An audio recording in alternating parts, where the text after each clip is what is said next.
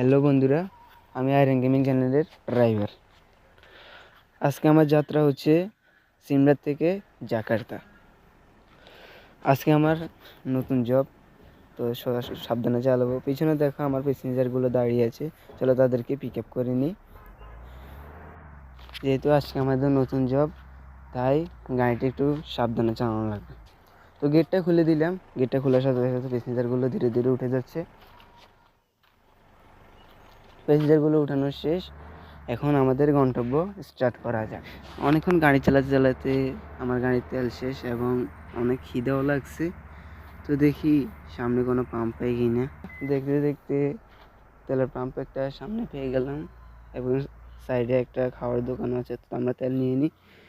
তো US Donald থেকে আমরা কিছু খেয়ে নিই, যেহেতু অনেক খিদে লাগছে।